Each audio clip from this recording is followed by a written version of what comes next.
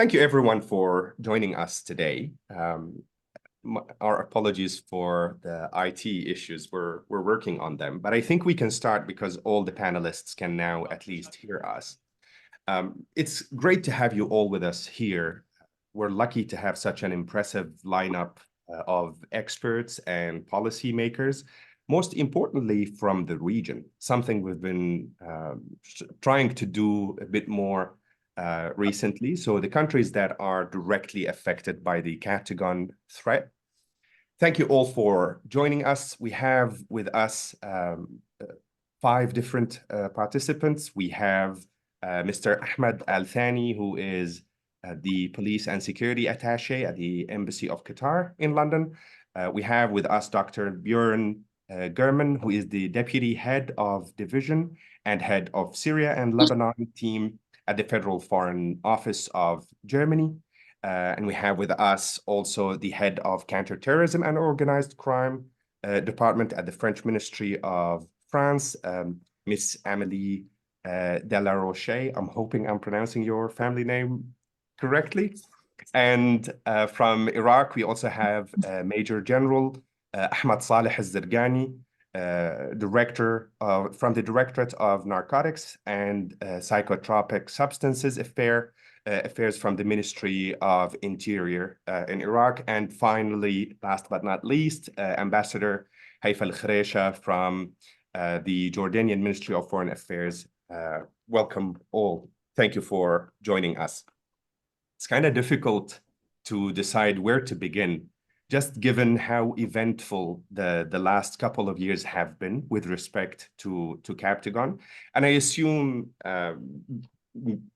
the governments of Iraq and Jordan understand the most what we mean by this, because the emergence of this threat has actually meant so many different things on public health levels, on public policy levels, on a security level. And I'd like to start the conversation with Major General al-Zergani from the Iraqi government. I just want to ask a broad question. And if you can, try all to limit your responses to maybe 2 to 3 minutes, just because we have a lot to go over. That would be appreciated. My question is, what are the elements of the Iraqi government's strategy for countering the Captagon threat?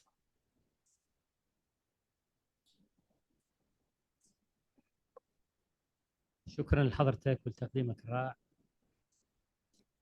Perfect. Introduction.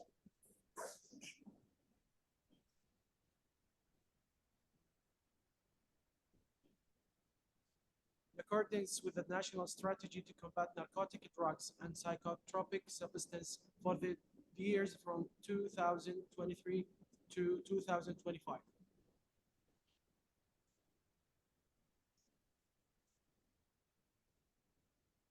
Which has been approved by Prime Minister, the following measures were taken. Number 1, tightening border control procedures.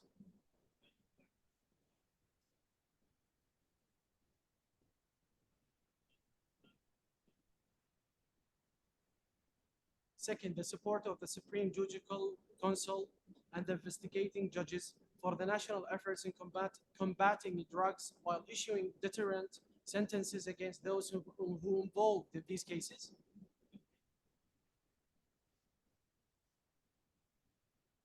Third, activating international cooperation procedures and coordinating joint security work with neighboring countries and also regional countries.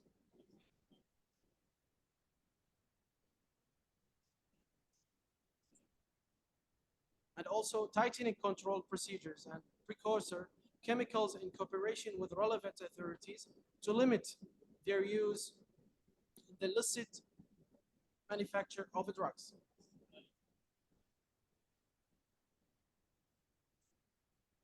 And also completing the procedure related to selecting liaison officers from the General Directorate of Narcotics Affairs to work in our embassies outside Iraq.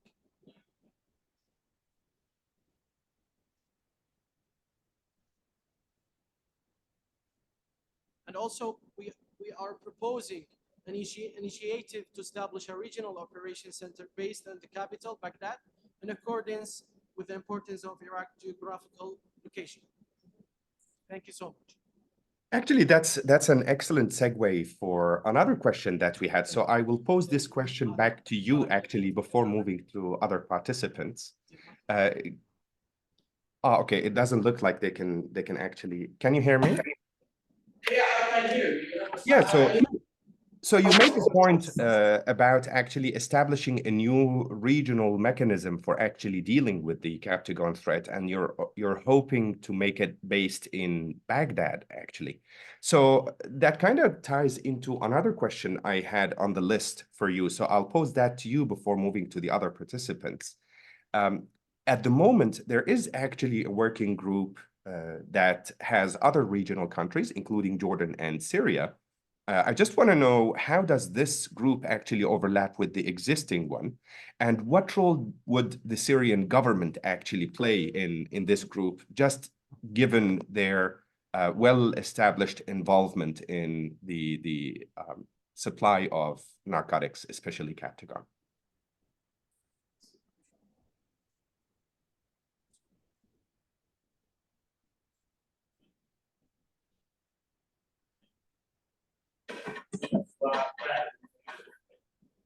The mechanism of the Iraqi government with other countries achieved fruitful results, which were as follows.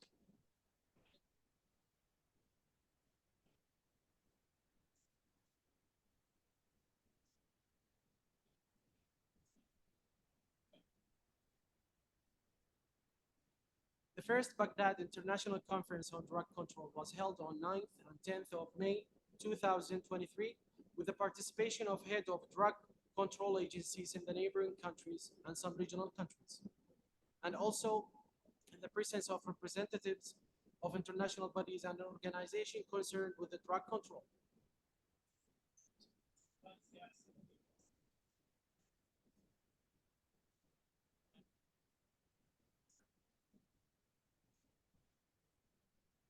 And also the annual visit of officials of anti-narcotics agencies in the countries of procedural group. The second sub-report was held on 10 and to also 12, 2203, and including representatives of countries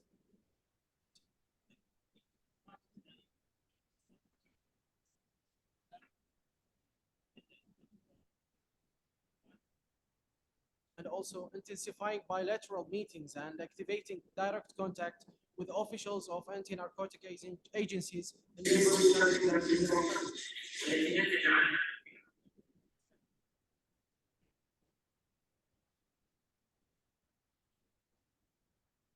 That resulted in the implementation of security operations that contributed to the dismantling of important and dangerous international trade networks and the seizure of large quantities of narcotic substance, the most important, which is Captagon.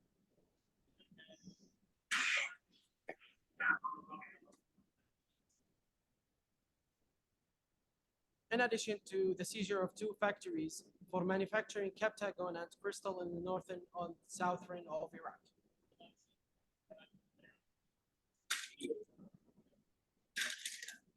As for the role that Iraqi government sees for the Syrian government in confronting Captagon, it is represented by the following.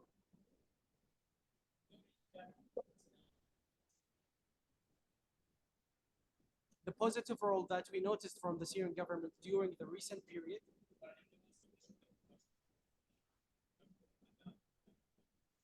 and after communicating directly with the General Director of Narcotics Control in the Syrian Ministry of Interior,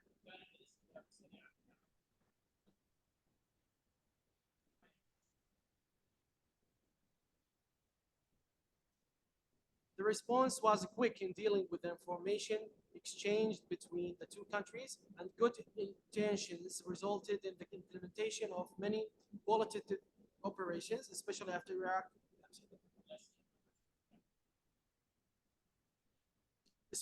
Iraq openness to neighboring countries and regional countries.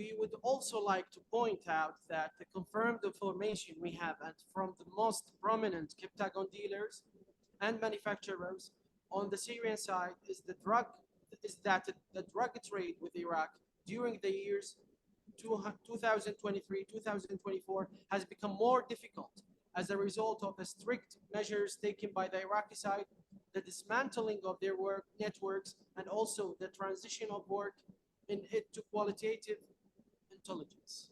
So thank you so much. Okay, thank you very much. This is actually very helpful. And I'd like to actually ask Ambassador Al-Khreisha a similar question. Jordan is the other country that's heavily affected by the Captagon threat. And what we've seen on the Jordanian side in terms of response is actually quite different to the response of the Iraqi government. The Jordanian authorities have actually taken an increasingly kinetic action against drug smugglers and drug producing networks in the south of the country. And if we look at our own data at the New Lines Institute, we actually see a decline in seizures in Captagon coming from the Syrian side. To what would you actually attribute this decline? Do you think this is reflective of the success of the Jordanian policy? Or could it actually indicate the improved ability of smugglers to get their Captagon across the border? Right. Thank you, first of all, for hosting this very important conference. And I appreciate what I've already heard from other distinguished panelists in the early days. In terms of the Jordanian response, we have taken a very stepped up approach. And it is on every kind of level. So we're doing diplomatic, we're doing security, and we've been getting better results, but unfortunately it hasn't been enough. So we've been coordinating with Syrian authorities, providing them, with details about what security agencies see as, across our border from smugglers and others, in order to increase this coordination mechanism. That has helped somewhat, but it is still not within the level that we would hope for. It's to be expected considering it's a multi-billion-dollar industry. We don't expect this to go away, anytime soon. And this is why the regional mechanism also is very important. The one General Ahmed referred to as well, it's showing some progress. Thing is, for us, we've made it very clear that our borders are a red line. And the exchange of fire that has happened over the past year has deterred to some level some of the smugglers.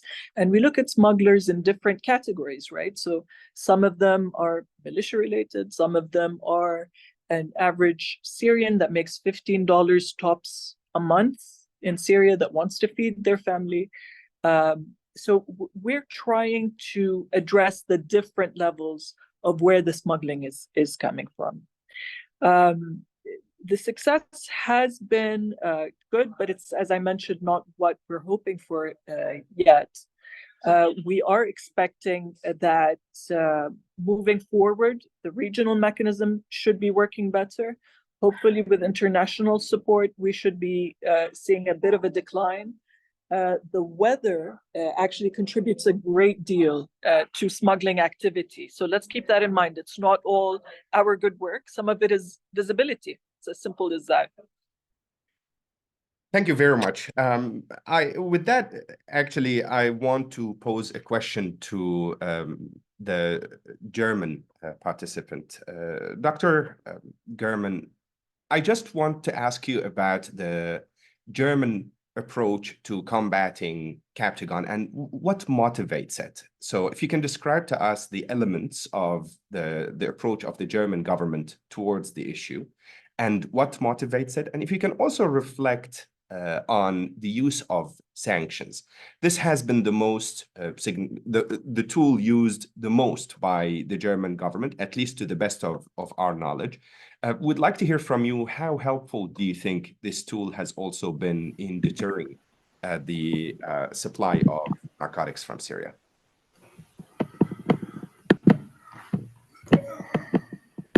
Hello and good afternoon, Karam. I seem to have technical issues here with my video, so I'm not sure if you can hear and see me. We can hear and see you. Yeah. Yes, and I'm very sorry. I just have to restate the question because I only heard half of it. So you're basically inquiring about our approach and our experience with sanctions. Is that correct? So I was asking actually more broadly about the approach of the German government to the Captagon threat. What is that approach? What are its elements? And it's pretty clear that one of its elements actually includes the use of sanctions. So I just want to know, how effective are these sanctions in your opinion? All right. First of all, thanks a lot for having us in the panel. It's a great honor and a privilege for us. To be quite frank, there is not yet, at least, such a thing as a German anti-Captagon, counter-Captagon strategy or action plan. We are in the process of drafting our first, we call it action plan. It's a very preliminary action plan, which is trying to sketch a way forward for our engagement on counter-Captagon across the board. So across instruments, if you wish. And one of the instruments we are considering is of course, sanctions. But sanctions is so far only of very limited use in our efforts to counter Captagon. As you know, on the EU level, we have common, basically, EU sanctions that we agree upon jointly, unanimously. And as part of the Syria sanctions regime, I think there has been a handful of listings only on Captagon-related issues. And thus far, we have not been able to really track the impact of each of these sanctions. So we are, as far as that is concerned, still in the process of gathering information and trying to figure out how impactful this instrument is. But we will certainly expand our efforts in that regard. This is part of the action plan, a substantial part of the action plan. But of course, it's not that easy at the same time, because you need to, of course, gather evidence, create additional listings criteria, etc. So it's quite a cumbersome administrative effort to enact sanctions on EU level. So we will have to invest more in that, and our current experience is quite limited, to be honest. Okay. But if I may also add two more points in terms of our counter-Captagon strategy. So the idea is to have an approach which is as comprehensive as possible. So we will take bilateral action, which with certain countries of the region, which will be subject to discussions and agreements between the governments between us and the governments of the region. And we will try to share lessons learned from other counter drug or anti-drug efforts, and see how we can basically use best practices for the counter Captagon efforts. Then we will do, on the European level, sanctions will be an important instrument, probably one of the most important ones. And I talked to you about new listings criteria, etc. We're thinking about that. And then, of course, we have the multilateral level, which is probably the most ambitious level. And you could think about different organizations, international organizations such as the UN, United Nations Office for Drug Control is an important actor in this regard. And of course, then we have the General Assembly and certain bodies of the General Assembly in New York, which are also relevant in the counter narcotics policy in general. So we will probably work on all these levels to advance our common goal. I hope that makes our effort more or less clear where we stand currently. Much clearer. Thank you very much for that. Actually, I have then a question to Mr. Al-Thani. And in our database of seizures, we actually see at least 10 seizures by Qatari authorities of Captagon, and they're generally much smaller than in some other neighboring countries. But I wonder what motivates the Qatari approach when it comes to Captagon. What is it that actually makes you feel you should be here with us, you should be talking to us about Captagon? And how much of a health threat is it to Qatari domestically? What are your thoughts on that?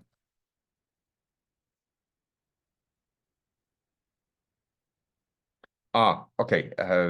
It doesn't look like he's actually still with us. I think he's facing technical issues. Okay. I'll then actually move to Ms. De La Roche, if that's okay. Given your extensive experience internationally when it comes to illicit activities, I just wonder what policy responses do you think, in your opinion, are most appropriate to the ensuing Captagon threat? What do you think is actually missing from the current response to the Captagon threat? Thank you, Karam, and firstly, hello to everybody, and thank you for convening me to this very important conference, and we're very supportive of, this initiative. Let me first state that this is a priority issue for France with regards to its drug policy. We're following the issue of drug trafficking in the MENA region very closely, especially with regards to Captagon, but also methamphetamines, stemming from Afghanistan. We see that there is a rise in this trafficking, and this is, of course, of concern to us because it strongly impacts the countries of the region through which the drugs are being trafficked, but also the consumer markets in the Gulf countries. And of course, this poses security, health, and social challenges for our Arab partners, and particularly with regard to the youth.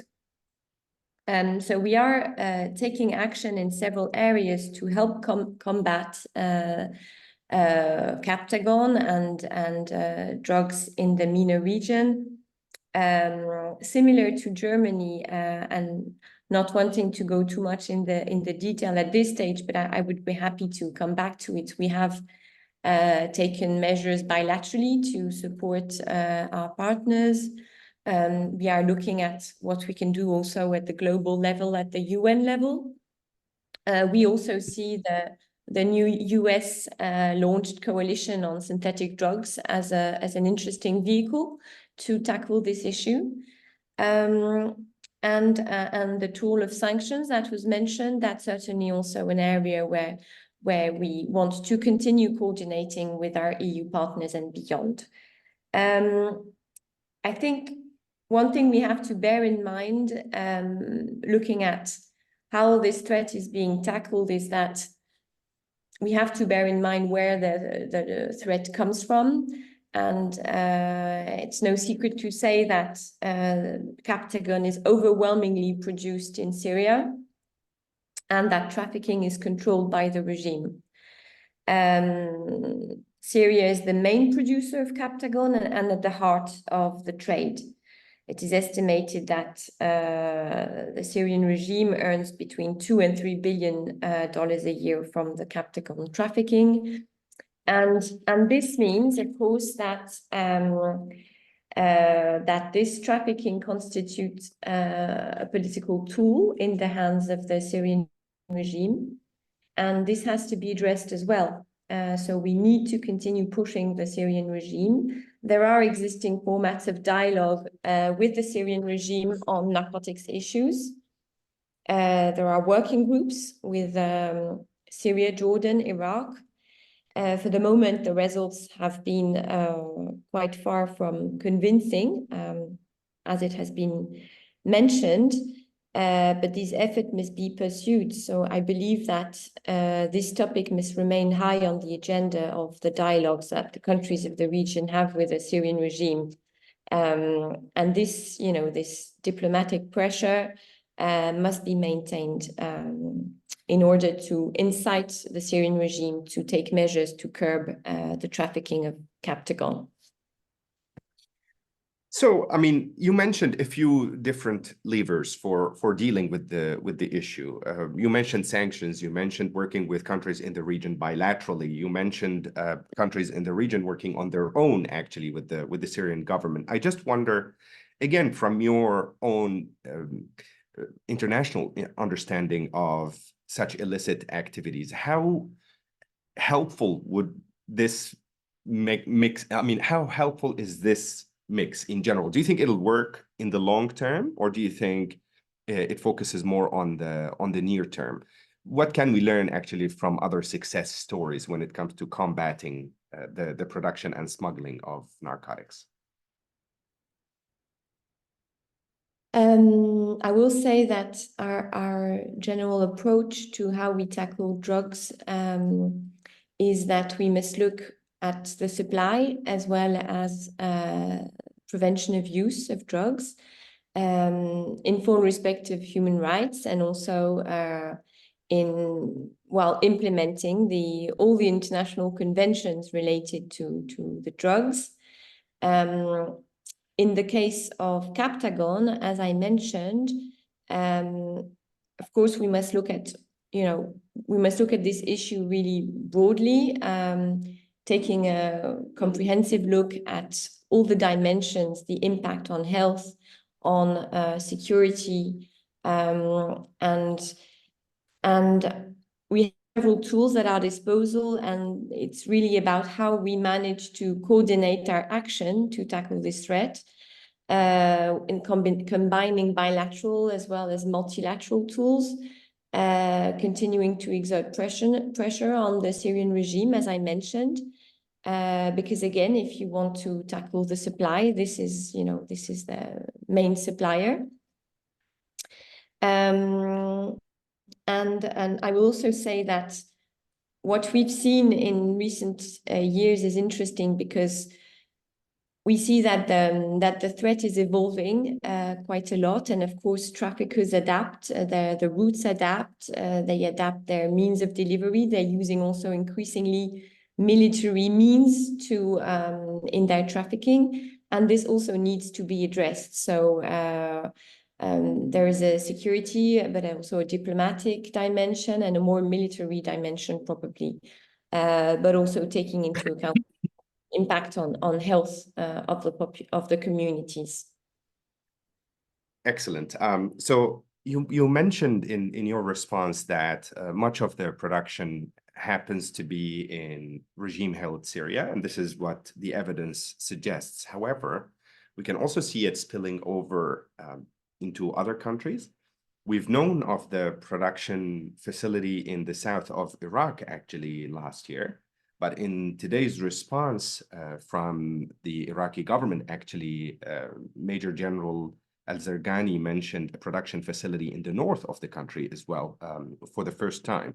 So I just wonder, how is that? I mean, how concerned is the Iraqi government that production might actually spill over into Iraq, especially given its proximity to main consumer markets, which are in the Gulf?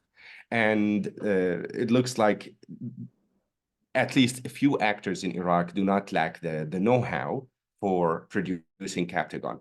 How worried are you about a balloon effect, where let's assume there is a decline in production in Syria, in light of persistent demand? Could that be actually just pushing supply into other places, including Iraq? Yes.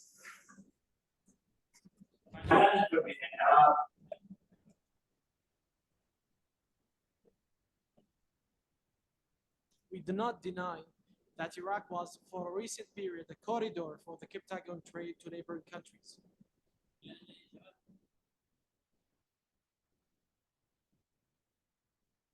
But the measures taken by the Iraqi government since 2023 until now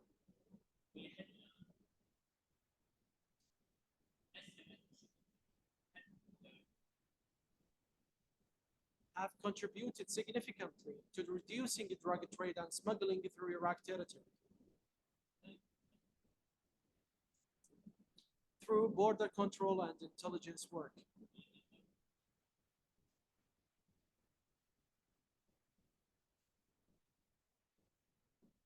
And intelligence work carried out by the Iraqi Security Service in general and the General Directorate of Narcotic Affairs in Pataki.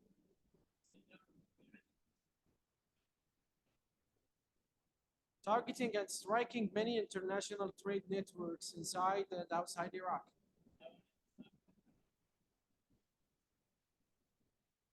In addition to issuing international arrest warrants for the most prominent international traffickers.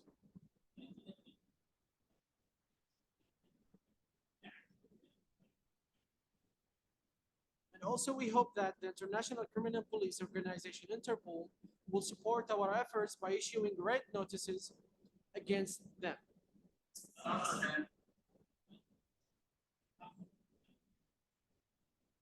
Especially since they constitute very important numbers in trade in Captagon and also other narcotic substances.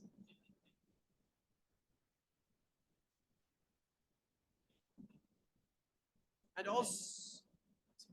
also we renew our affirmation that Iraq is committed to the international community to be an important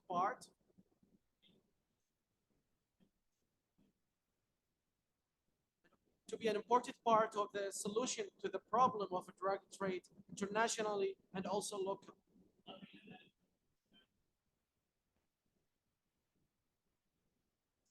In addition, in the annual report issued during January 2024, the United Nations Office on Drugs and Crime, UNODC,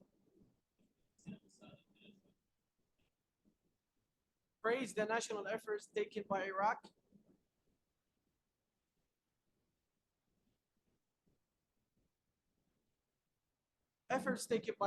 to confront drug trade and smuggling operation through its territory.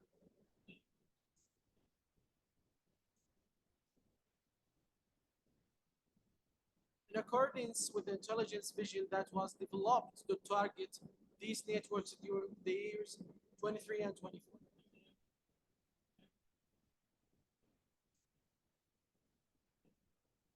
We do not deny that the Iraqi was an easy corridor for drug trafficking during the past 2 years.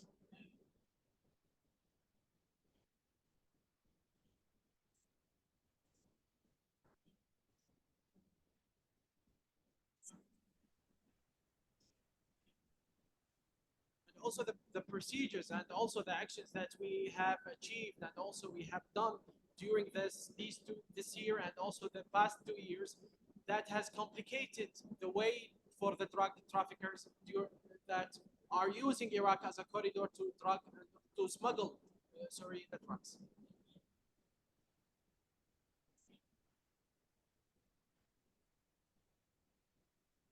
And also we are trying to emphasize and also making a big effort also to control and also to stop the local and the international networks of drug smuggling.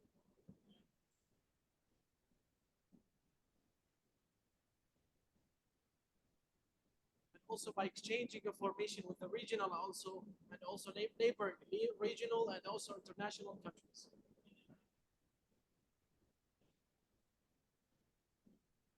And because also the Iraqi vision of combating drugs, that no country can defeat drugs with its own. Thank you so much. So with that, actually, that very last statement, no country can actually deal with this threat alone. I actually direct a question to Ambassador El Khreisha.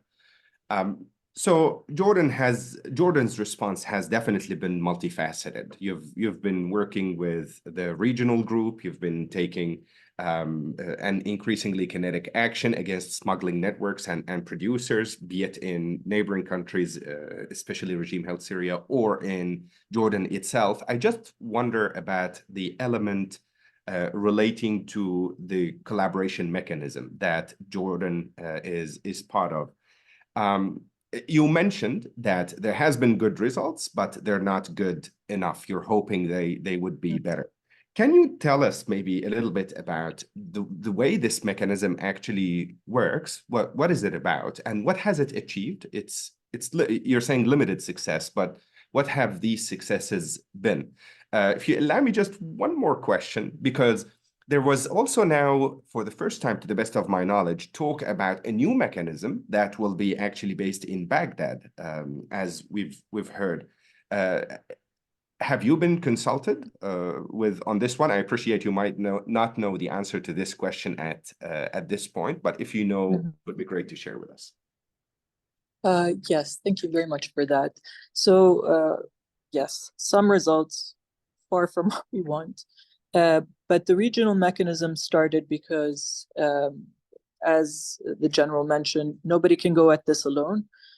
So we in Jordan hosted a meeting of the ministers of interior, which included actually the Syrian Minister of Interior and our Iraqi colleagues and others. And we basically, what was done is that things were laid out on the table in terms of what is expected in terms of cooperation on the issue of smuggling. We had, sorry, excuse me, I'm just in the office, but 1 second. Yeah. So, yeah, my apologies for that. People just burst in. So this regional mechanism is aimed at quick information exchange. So the ministers, their offices are able to communicate immediately when a threat is perceived from across our borders, when we have more information about what is being done by smugglers or others or any such plans, so that there is no excuse of somebody didn't know. And at the end of the day, because we see that this is a snowballing problem, because of the margin that we're talking about in terms of profits. So it's like 30 cents to produce this in Damascus and $30 to sell in Gulf states, for example. So without us further stepping up our coordination and information exchange and intelligence exchange, it's just going to get worse. In terms of your question on Iraq hosting the center, I'm afraid I'm not yet fully briefed on that. It is possible that it is happening on the Minister of Interior level, but my understanding is that coordination has been ongoing and quite good. Excellent. Well, my next question is actually for Dr. German. How worried is the German government about production actually sprouting in Germany itself? Do you see this becoming a threat to Germany actually at some point? What we've seen so far, there is no appetite for Captagon in European markets. Maybe Europeans haven't developed taste for it yet, but how much of a threat is that? And could that actually happen at some point? Just Germans starting to consume this drug? Yes, thanks, Karam, for the question. I think that we, with respect to our own kind of market, if you want to call it like that, we have so far not been affected in the same way as the Middle East. As far as I know, there's almost no consumption inside Germany of Captagon. But what happens actually inside Germany is quite interesting. Germany is being used more and more as, sorry, this is my son coming in. No worries. Germany is being used more and more as a place for smuggling, as part of the value chain, if you want. And and it has become. If you want, we can skip and get back to you if that's easier. Maybe it's easier. Yes. Yeah, you sorry. can deal with the other threat you have, and Yes. we will get Okay. back. Thanks, and Yeah. very, very sorry for that. Absolutely. So then, actually, I have a question for Ms. De La Roche. By the same token, actually, do you see people in France actually developing taste for Captagon? I mean, it's not entirely clear what is it that actually explains what drugs are consumed in which markets, right? And also, if you look at the US, for instance, you have actually decades where drugs become extremely popular and then completely disappear. The heroin pandemic, now you have the fentanyl pandemic instead. How worried are you about actually people in France or more broadly in Europe developing taste for Captagon? Well, I think the first thing to say is that synthetic drugs certainly is a global challenge. And that's also why we very much welcomed the US UN initiative last year to launch the global coalition. And there is, of course, in Europe, I would say, a taste for psychostimulants. This type of drugs is very trendy. However, with regard specifically to Captagon, so far we have been only very affected only in a very limited way. But what we've seen, and this has been confirmed by a series of reports, is that Europe has increasingly become a region of transit for Captagon, which is being shipped to the Gulf countries through Europe as a means of laundering this trafficking. But taking into account that Europe is a transit zone, of course, we cannot exclude that one day it will become a little more than just a transit zone. So I think we have to collectively, remain very vigilant. And also in the face of, recent developments where we've seen increased number of seizures throughout Europe, and we've seen also laboratories being dismantled in Germany and the Netherlands, and I think this is what our colleague from Germany was about to And Austria, yeah. Yeah. So maybe with that, actually, we can go back to Bjorn, if you can answer that question relating to Germany. Yes, and thanks, Karam. I'm sorry for the disruption of the meeting. I have 3 little sons running around the apartment, so that's why it's a bit difficult to sometimes control them. Not at all. So, but I wanted to say exactly what my French colleague mentioned. Germany has become a part of the value chain in terms of the smuggling routes, the transit routes. So the German ports are being used for shipments to the Middle East. We have discovered laboratories in Germany, so small production sites. There have been seizures inside Germany, and that's very recent and for the first time. And our let's say FBI equivalent is seized with the matter and is also investigating basically this issue now, since this is surfacing more and more inside Germany. But as our French colleague said, it's not yet an issue of consumption. It's more an issue of production and transportation and shipment.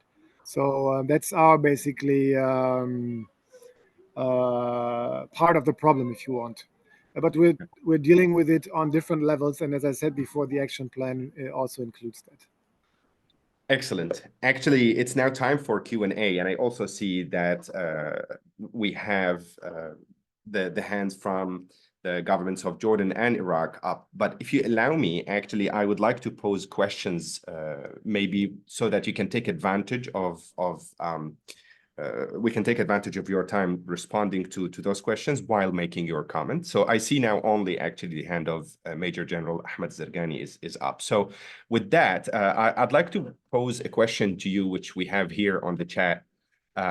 What role, if any, have any Iraqi militias played in the Captagon trade, and how might this challenge the Iraqi government's response?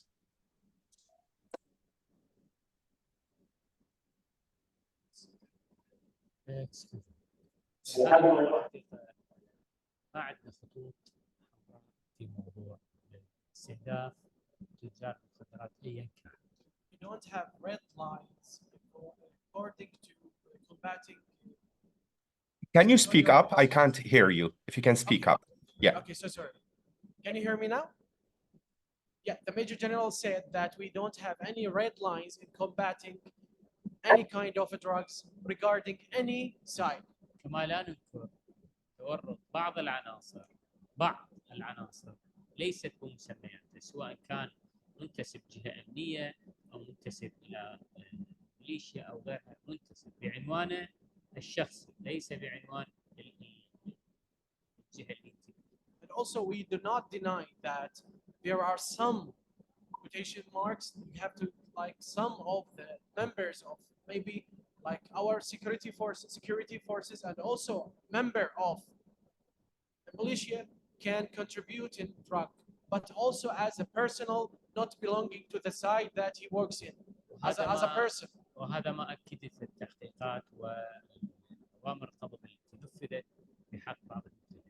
This was confirmed by the investigations that we have done, and also we resulted that, as I told you before, the things that these people are working as a person, as not a group, not as a part of their side, of their working side. Yeah, thanks for that.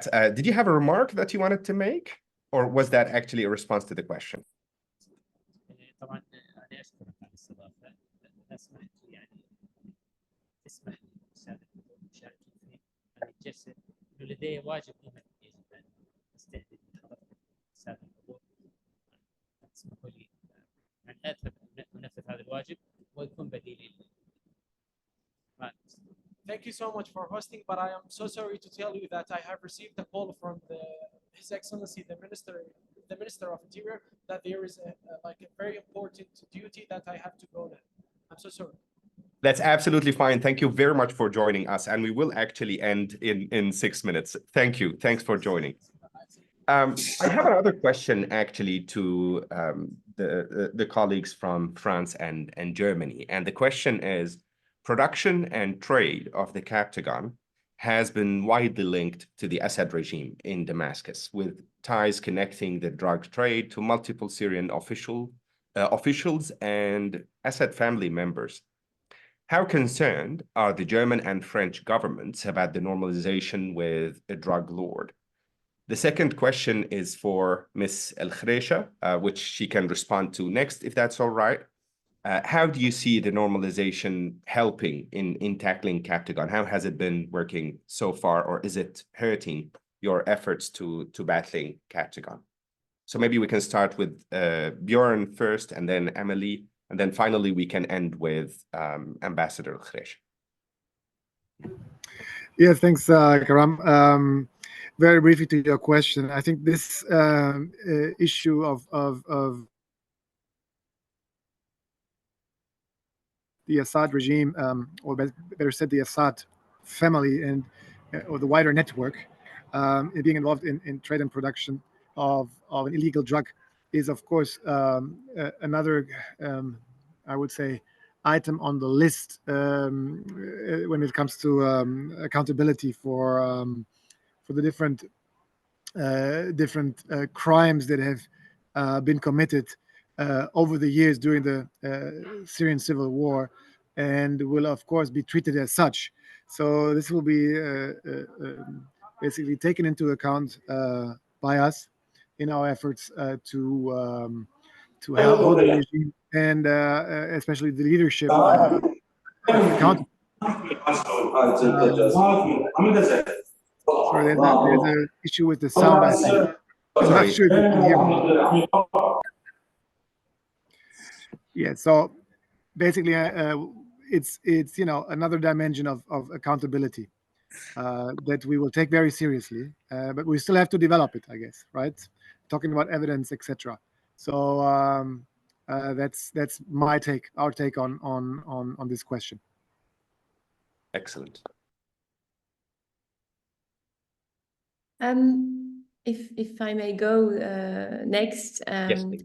and similar to what Bjorn just said, I think for France, this issue is part of a broader security context that we have with Syria, and it has to be tackled also in a holistically.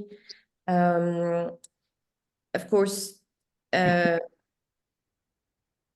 it's difficult post-normalization to obtain a lot from the Syrian regime on this issue, but it should remain on the agenda of the dialogues that countries of the region have with the Syrian regime, as I have stated before. And I will just also highlight from our side the importance that sanctions play in this regard, because as you know, the EU sanctions, which were adopted last year, were really targeted at the individuals which are really involved in this Captagon trafficking within the inner circle of the Syrian regime. And this of course included various members of the Assad family. Stop here. Yeah, thanks for that. Makes perfect sense. Maybe we can end with Ambassador Khresha, and then finally, if anyone also has any final remarks, hoping we can conclude in 2 minutes. Floor is yours. Thank you. So on the normalization, I think actually it served a purpose, for the international community, that there is a channel with the regime to discuss these issues. Jordan's always been a big believer in diplomacy and attempting everything before we have to get to alternatives. And as I said, if had we not done that, we wouldn't have the regional mechanism. We wouldn't have been able to coordinate at least some of the successes that we've had. Therefore, I do think it has, in a way, served a positive purpose, even if we're not getting the exact results that we want. And we can't forget that the rest of the international community has not normalized. So together, we have that role where, you have an Arab channel that can be used, and that's part of what we can contribute. But one other thing I wanted to say, and I take Amelie's point very well about the holistic approach. Again, billions of dollars. Nobody is going to let this money just go away. It's too tempting. We need to get ahead of this. And I think we need to be talking more as well about prevention, about awareness. We're a very youthful region, whether it's the Gulf or in Jordan. So education, and that's where, again, the international community can help us. If you start taking away from their bottom line in terms of clients, that's something. We need to be doing this regardless because of the dangers of Captagon. But I would also add that crystal meth is also up on the rise, and you could argue more problematic. Therefore, I think awareness programs, better rehab facilities, also involving communities at large. Thank you. Thank you very much for that. it's a very, very difficult situation. I can appreciate that. And of course, I mean, what Jordan and Iraq are dealing with particularly is just more sophisticated, and it requires a multifaceted approach. I just want to thank everyone for all of these very insightful comments, and just invite you to make concluding remarks if you have any. If you don't, we can just conclude, and yeah, maybe you can give it like 10 seconds if anyone would like to raise their hand. Otherwise, I think we're good to go. Cool. Thank you very much. Bye-bye. Thank you. Appreciate it. Take care. Bye-bye. Thank you very much, Karam. Bye-bye.